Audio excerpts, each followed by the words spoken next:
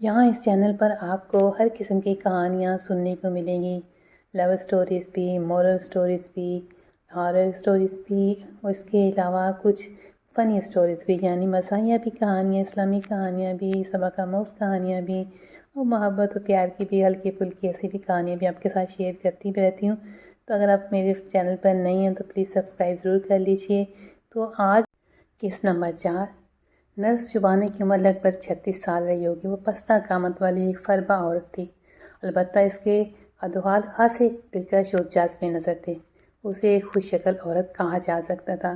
اس کے چہرے میں نے ایک خاص قسم کی تیکھی سی کشش محسوس کی تھی۔ وہ ڈاکٹر لودھی کے اشارے پر ایک کرسی پر بیٹھ گئی۔ رسمی دعا سلام کے بعد میں نے اس سے پوچھا، سسٹر شبانہ، تمہیں اس عورت کی نگرانی پر مامور کیا گیا تھا، پھر وہ اچانک غائب کس طرح ہو گئی؟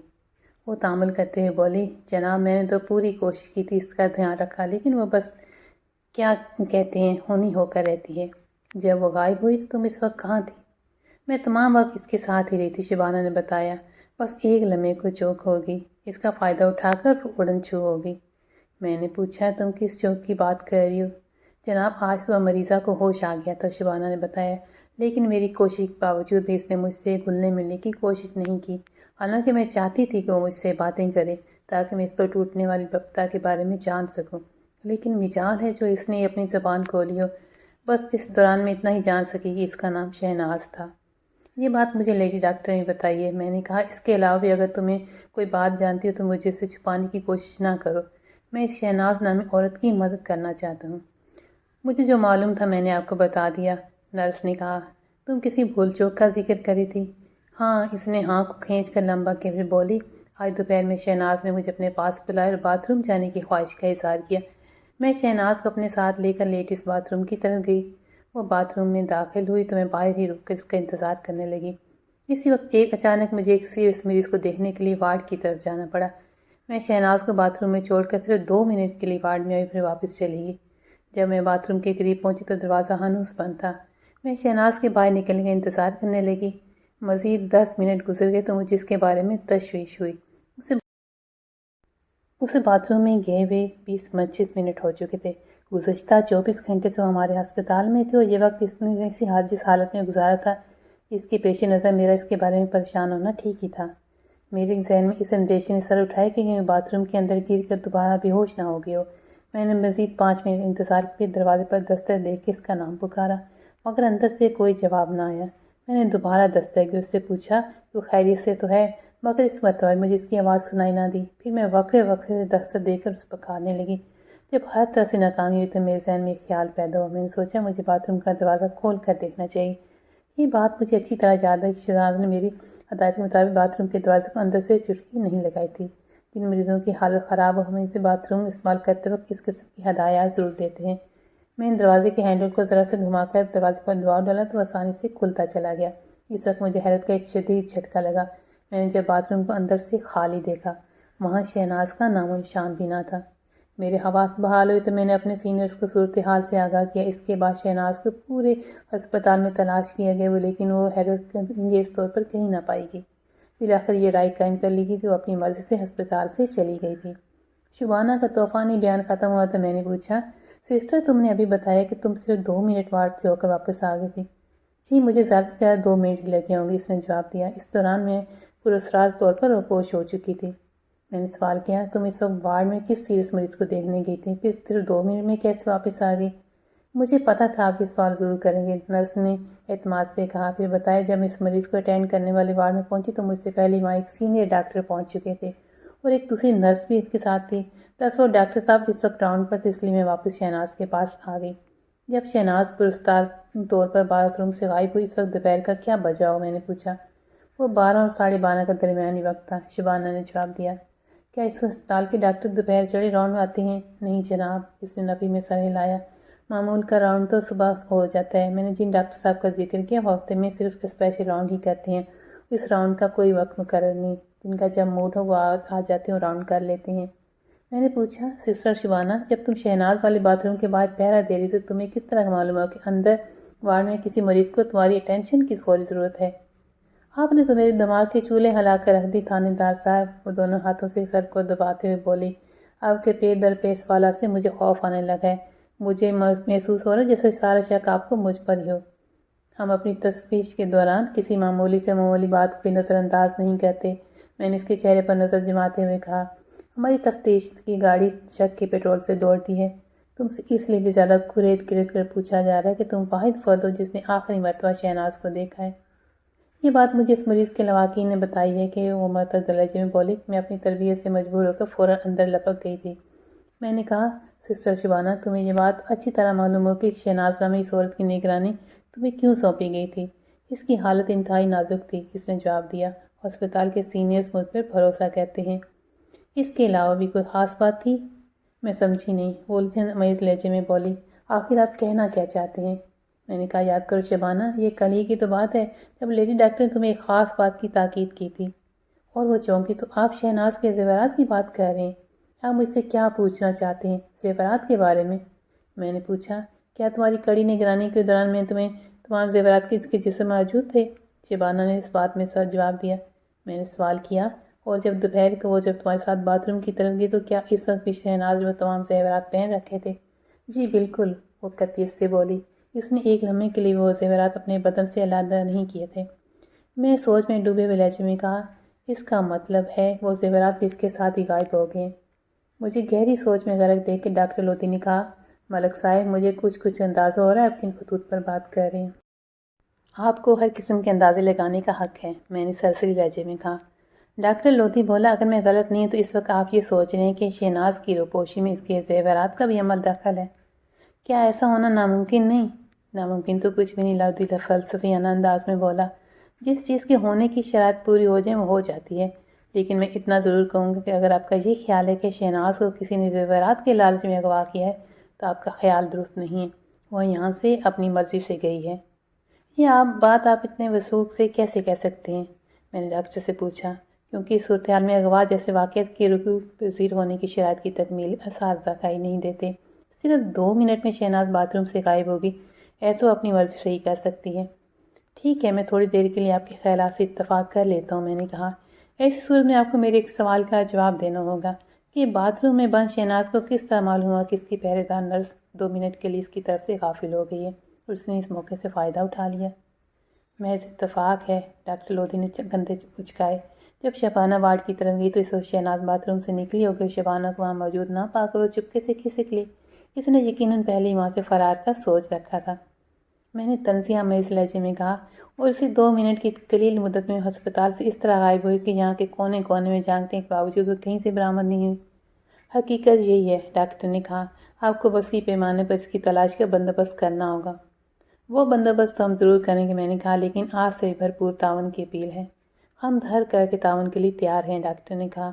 میں نے کہا، آپ کو شہناز کے بارے میں کوئی چھوٹی سے چھوٹی بات یا معمولی سے معمولی سراغ بھی ملے تو پہلی فرصت میں مجھے اس سے ضرور مطلع کیجیے۔ میں نے نرس شبانہ سے پوچھا، سسٹر، تم تو سائے کی طرح شہناز کے ساتھ لگی ہوئی تھی، کیا اسے دوبارہ وہ تشنجی دورہ نہیں پڑا؟ نہیں جناب، آج صبح تو وہ اچھی خاصی تھی، شبانہ نے جواب دیا، بس بول چال نہیں رہی تھی۔ میں نے کئی بار اس کی زبان کھلوانے کی کوشش کی مگر ہر مرتبہ ناکام رہی۔ مزید 2-4 سوالات کے بعد ہم اسپتال سے واپس تھانے گئے۔ جب ہم تھانے پہنچے تو چاروں طرف اندھیرا پھیل چکا تھا۔ ایسا ہی سلامت علی بھی میرے کمرے میں بیٹھ گیا۔ میں نے کہا، سلامت علی، مجھ سے غلطی ہو گئی ہے۔ کل جب میں بابا نظام الدین کے ساتھ شہناز کو دینے اسپتال گیا تھا تو اس وقت مجھے اپنے ساتھ کسی فوٹوگرافر کو بھی لے کر جانا چاہیے تھا۔ اگر اس وقت ہمارے پاس شہناز کی کوئی تصویر ہوتی تو اس کی تلاش میں ہمیں کتنی آسانی ہو جاتی۔ آپ بالکل ٹھیک کہہ رہے ہیں جناب، ASI نے میرے خیال کی تائید کی، لیکن ہمیں شہناز کو تلاش تو کرنا ہی ہے۔ میں یہ کام تمہارے سپرد کرتا ہوں، میں نے اسے کہا، تو اپنے ساتھ کچھ ہوشیار قسم کے کانسٹیبلز کو لو اور پھر شہناز کو حلیہ بتا کر انہیں تلاش پر لگا دو۔ انہیں تاکید کرو کہ ہر جگہ پھیل جائیں، بس اسٹینڈ وغیرہ، ٹانگا اسٹینڈ، ہر جگہ پہ اس کو تلاش کریں۔ ڈرائیوروں سے، بس کنڈکٹر سے ملاقات کریں، ان کو بھی حلیہ بتائیں۔ ہو سکتا ہے کسی میں بس میں بیٹھی ہوئی اس حلیے سے ان کو پتہ چل جائے۔ تو میں نے ساری تفصیلات SI کو سمجھائیں تو اس نے کہا، یہ تو سب ٹھیک ہے، مجھے لگ رہا ہے کہ آپ کہیں جا رہے ہیں، کل تھانے میں نہیں ہوں گے۔ تمہارا اندازہ 100% درست ہے سلامت علی، میں نے سراہنے والے انداز میں کہا۔ میں کل سرگودا جانا چاہتا ہوں، لیکن اس سے پہلے DSP کو تازہ رپورٹ بھی پہنچانی ہے۔ یہ SI نے کہا، DSP صاحب تو آفس آباد میں سرگودا کے مخالف سمت میں ہاں میں بھی اسی پریشانی میں ہوں کہ میں رپورٹ تیار کر لوں گا. میں سوچ رہا ہوں کہ صبح وہ رپورٹ ڈی ایس پی کو پہنچا دوں. میری نہ جانے کی معذوری بھی انہیں بتا دوں. میں سیدھا سرگودا چلے جاتا ہوں. اس طرح سے ایسے ہی کو میں نے اس کام پہ لگا دیا اور میں نے سوچا کہ شہناز پنڈی بٹیاں سے نکل کے سرگودا گئی ہوگی، کیونکہ یہی سارے راستے ہیں. کیونکہ ان کے پاس جو ایڈریس تھا ارشد حسین کا وہ سرگودا کا ہی تھا، جو میں ملا تھا اس کے کاغذات میں سے، اس کی جیب میں سے. تو میں اسی بات پہ سوچ رہا تھا کہ شہناز ہسپتال سے نکل کر سرگودا جانے والی بس میں سوار ہو گئی ہوگی. وہ کچھ دیر سوچنے کے بعد بولا، فوری طور پر وہی ممکن ہے جو آپ کرنا چاہتے ہیں. ایک لمحے سے اس نے کہا، سرگودا سے آپ کب واپس آئیں گے؟ میں انشاءاللہ تعالیٰ کل واپس آ جاؤں گا، شام سے پہلے ہی میں کوشش کروں گا. تو مجھے کیا سوال کیوں اس مصیبت کی وجہ سے حالات میں باندھے. ایسا کا اشارہ چودھری حق نواز خالد کی جانب تھا، جو عدالتی ریمانڈ پر میری کسٹڈی میں تھا. میں نے پوچھا، تمہارے خیال میں وہ کون سی مصیبت کھڑی کر سکتا ہے؟ وہ کیا مصیبت کھڑی کر گئے جناب؟ اس کے تو سارے قصبال نکل چکے ہیں. ایک ہی رات کی مہمانداری نے اس کا قلقلہ درست کر دیا ہے. وہ آج رات کی صحیح کسر بھی نکل جائے گی. پھر کیا پریشانی؟ میں نے پوچھا.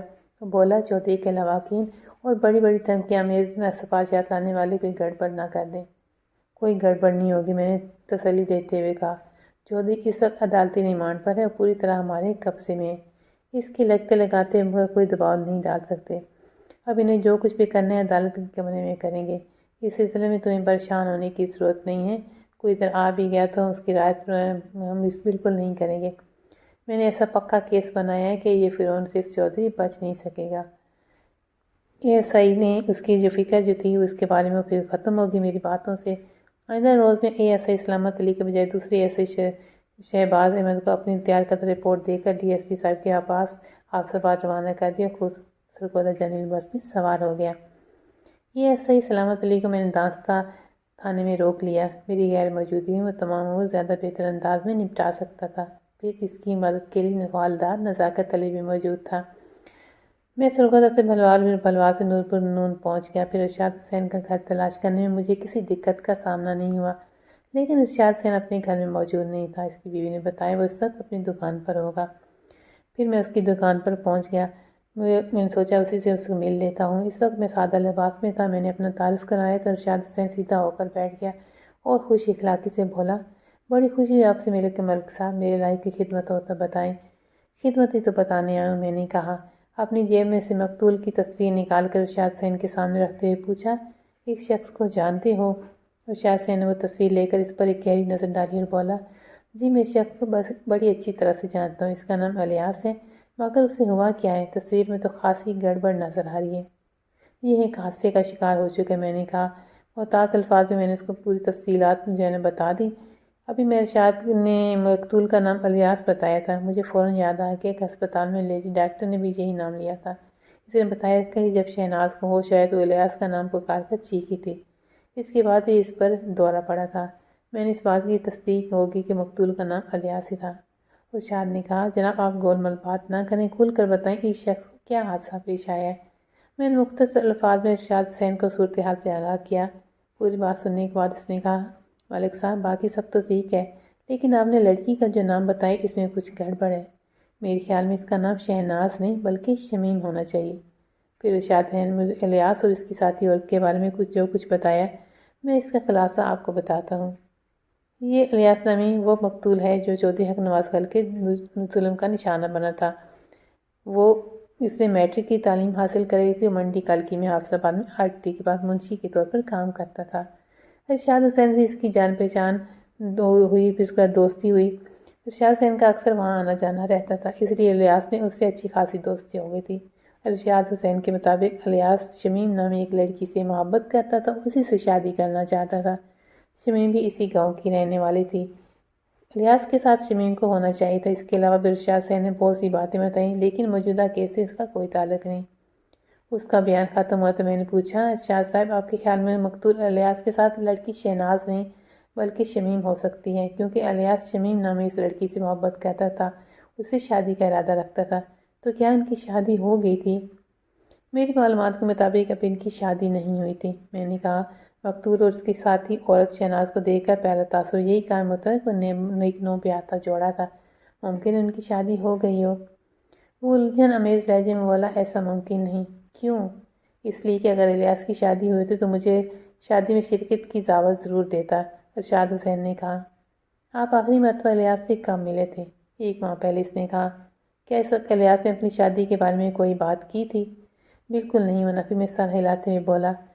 پھر اس نے بتایا، ملک صاحب، الیاس کی شادی اتنی آسانی سے نہیں ہو سکتی تھی۔ اگرچہ شمیم اور الیاس ایک دوسرے سے گہری محبت کرتے تھے، لیکن شمیم کا باپ اس رشتے کے لیے تیار نہیں تھا۔ وہ ایک لالچی شخص تھا اور اپنی بیٹی کی شادی کسی امیر کبیر شخص سے کرنا چاہتا تھا، جبکہ الیاس کی حیثیت بہت معمولی تھی۔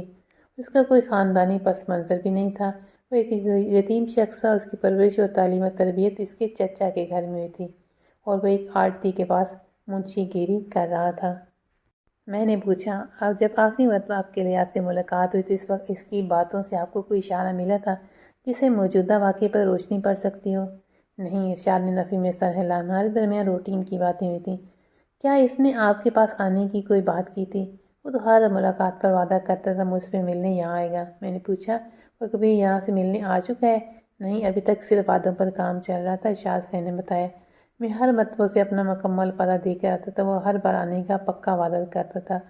میں نے کہا، اس وقت وہ واقعی آپ کے پاس آ رہا تھا ایک لڑکی کے ساتھ، مگر قدرت کو شاید یہ منظور نہیں تھا۔ بیچ راستے میں ایسا سانحہ پیش آیا کہ جس کا ذکر بھی لرزہ خیز ہے۔ یہ کہہ کر میں نے الیاس کے ساتھ پیش آنے والے سانحے کی تفصیل بیان کر دی۔ ارشاد حسین کے چہرے پر دکھ کی گہری چھائیاں پڑ گئیں۔ وہ گلوگھر لہجے میں بولا، سمجھدار و یاروں کا یار تھا میرا الیاس دوست۔ اتنی حسرتناک موت کا تو میں نے کبھی تصور بھی نہیں کیا تھا۔ میں تو اس کے سر پر سحری کے پھول سجے ہوئے دیکھنا چاہتا تھا۔ اچانک یہ کیا ہو گیا ملک صاحب؟ میں ارشاد حسین کے غم کو سمجھ رہا تھا، لیکن میں اس کی دل جوئی کر سکتا تھا، اس کی دوست کو دوبارہ زندہ نہیں کر سکتا تھا۔ کافی دیر تک ہمارے درمیان خاموشی حال رہی۔ میں نے کہا، ارشاد صاحب، آپ مجھے الیاس کے گھر، اس کی دکان کا ایڈریس دے دیجیے۔ اس سے اس کے وارثوں کا رابطہ کرنا ضروری ہے۔ ایک لمحے کے توقف کے بعد میں نے اضافہ کیا، مقتول کے گاؤں میں پہنچنے کے بعد ہی معلوم ہو سکے گا کہ اس کے ساتھ شمیم تھی یا کوئی شہناز۔ اس نے ایک کاغذ پر مجھے الیاس کے گاؤں اور منڈی کالکی کا ایڈریس لکھ کر دے دیا۔ میں کچھ دیر مزید وہاں ٹھہرا، پھر واپس آ گیا۔ واپس میں اپنے تھانے پہنچا تو سب کچھ معمول کے مطابق تھا۔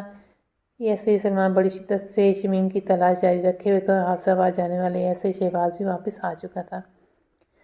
سلامت علیہ کی تفصیل سے مجھے معلوم ہوا کہ شہناز کی تلاش میں ابھی تک اسے کوئی کامیابی نہیں ہوئی تھی۔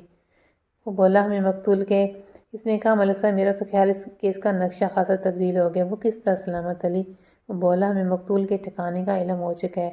اب ہمیں پہلی فرصت میں وہاں جانا ہوگا۔ مجھے امید ہے شہناز کا سراغ میں مل جائے گا اور شہناز یا شمیم کا اقتدا بھی کھل کر حل ہوگا۔ ٹھیک ہے، کل ہم وہاں پر جائیں گے۔ اس کے بعد ہم کافی دیر تک کیس کے اوپر بات کرتے رہے، پھر رات کو میں اپنے گھر چلا گیا۔ آئندہ روز میں ایسے سلامت کے ساتھ میں اس کے گاؤں روانہ ہوا۔ الیاس کے گاؤں میں گیا، وہاں پر میں نے سفر کیا۔ سفر کے دوران میں سیدھا ہم لوگ اس کی جگہ پر پہنچے جہاں پہ اس کا ایک گاؤں کا نام تھا منڈھورا۔ بہت ہی عجیب سا نام تھا۔ الیاس نے مجھ سے پوچھا کہ ہم کیا سیدھے منڈھورا جا رہے ہیں؟ میں نے کہا نہیں، ہم تھرو پراپر چینل کارروائی کریں گے۔ ذرا یہ معلوم بھی تو ہو کہ اس علاقے میں مقتول الیاس اور شہناز شمیم کی کیا خبریں ہیں۔ الیاس نے کہا، اس کا مطلب ہے ہم پہلے تھانے جائیں گے۔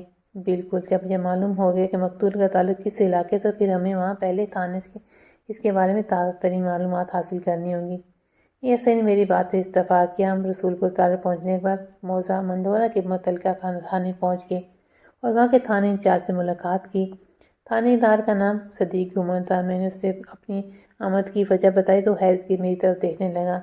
ملک صاحب، آپ تو بڑی سنسنی خیز خبریں لے کر آئے ہیں، اس نے تقریباً اچھلتے ہوئے کہا۔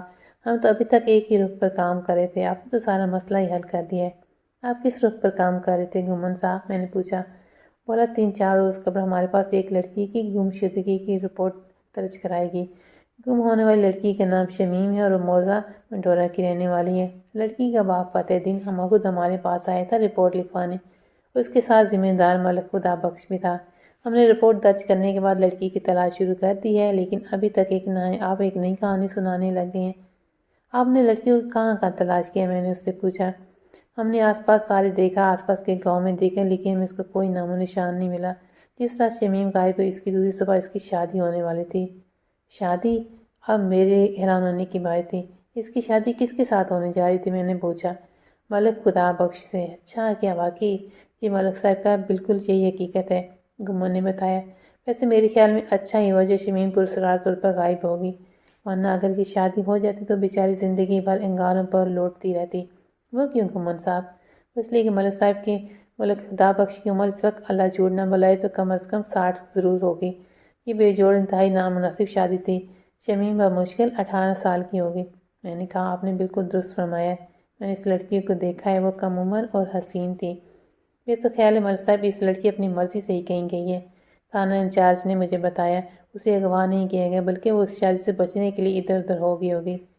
پہلے تو میرا بھی یہی خیال تھا، لیکن جو آپ نے صورتحال بتائی اس کے پیش نظر تو شمیم الیاس کے ساتھ فرار ہوئی ہوگی اور الیاس کے بعد وہ ایک مرتبہ پھر روپوش ہوگی۔ میں نے کہا گمن صاحب کیا لڑکی کے گھر والوں کو یہ معلوم تھی کہ ان کی لڑکی الیاس نامی کسی شخص سے محبت کرتی تھی؟ ظاہر ہے جناب پتہ تو ہوگا، وہ بے نظری سے بولا۔ ایسی باتیں بھلا کہاں چھپتی ہیں؟ پھر وہ رضاکارانہ انداز میں گویا ہوا، ملک صاحب دراصل بات یہ ہے کہ لڑکی کا باپ اس کا سودا کر رہا تھا۔ سودا؟ میں چونکا، اس کس قسم کا سودا؟ وہ مانخیر انداز میں مسکرائے بولا، یہ سودا ہی ہوا نا جناب ملک صاحب، خدا بخش اس سے زمیندار سے شادی کے بدلے میں فتح دین کو پورے 10 ایکڑ اراضی دینے کو تیار تھا۔ فتح دین ایک لالچی انسان ہے، ملک خدا بخش کے چکر میں آ گیا۔ ویسے بھی لڑکی کی ماں کا انتقال ہو چکا ہے اور باقی 2 بہن بھائی اس سے چھوٹے ہیں۔ لڑکیوں کی مائیں زندہ ہوں تو ایسے موقع پر ان کی حمایت میں بولتی ہیں۔ شمیم تو پوری طرح اپنے باپ کے رحم و کرم پر تھی۔ وہ الیاس سے محبت کرتی تھی لیکن اس کا باپ اسے بوڑھے اور بیمار ذمہ دار ملک خدا بخش کو سونپنا چاہتا تھا۔ 10 ایکڑ زمین کے لالچ نے اس کی مت مار دی تھی۔ تو یہ تھی آج کی قسط۔ نیکسٹ لاسٹ یعنی آخری قسط ہوگی۔ تو یہ کہانی آپ کو کیسی لگی؟ کچھ مختلف سی ایک تھانے دار کی، کس طرح کے تھانے دار میں کس طرح سے ڈیوٹی دیتے ہیں، کس طرح سے کیس کو حل کرتے ہیں۔ تو اس حوالے سے یہ کہانی اگر آپ کو اچھی لگ رہی ہے تو کمنٹ کر کے ضرور بتائیے گا۔ چینل کو سبسکرائب نہیں کیا تو ضرور کر لیجئے۔